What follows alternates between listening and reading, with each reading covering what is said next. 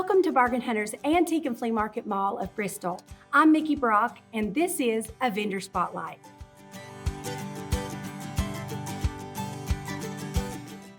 Agnes Cunningham wears many hats: wife, mother, grandmother, vendor, and seamstress, just to name a few. She finds so much joy in providing wonderful merchandise for her customers, but her real passion is her family. She is dedicated to teaching her family the wonderful lessons that she learned from her grandmother and desires to provide a heritage to her family and generations to come.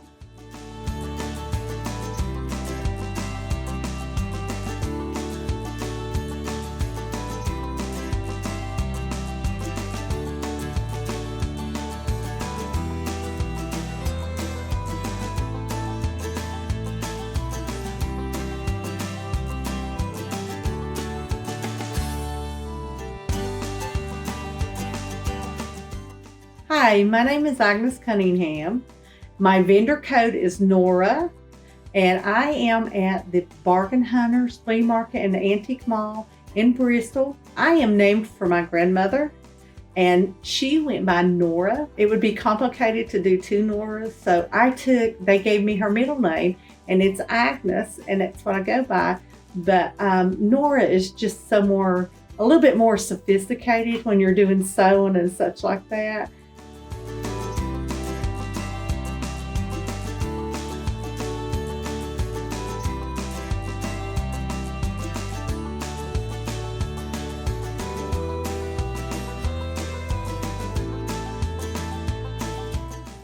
Brother-in-law is Matt, so when they opened their store up out there was a little booth available, and he said, why don't you take that booth and put your towels in it and see where it goes at? And this is where it's wet. 5 years later, it has grown. So I'm not in a little booth no more, I'm in a big booth. Whatever catches my attention, I sell.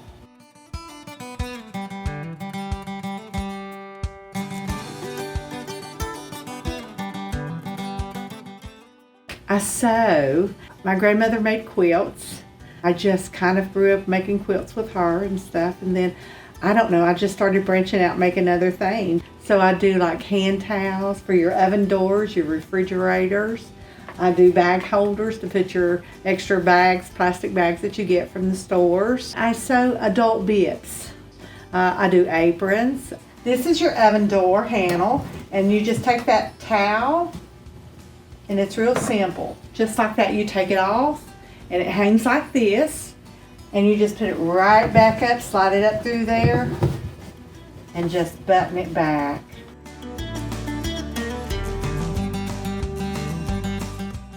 In my grandmother's time, it was a necessity. It wasn't a joy. You couldn't just pick it up and say, hey, I think I'm gonna do this. Hers was quilts.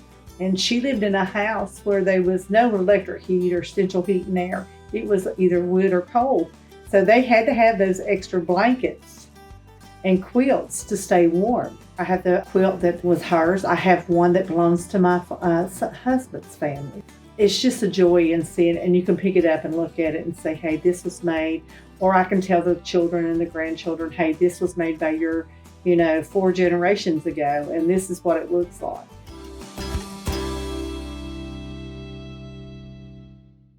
My biggest joy is probably listening to people that purchase my stuff.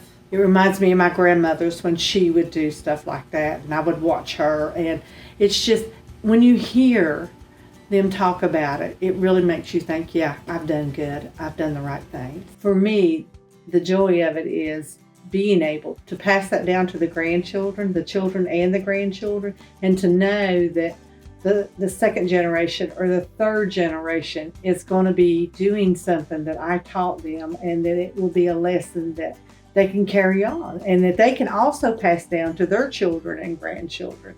And I hope, my wish is that it continues through the line and it never stops, that they'll always be able to pick up a needle and thread. It is what makes me want to keep sewing.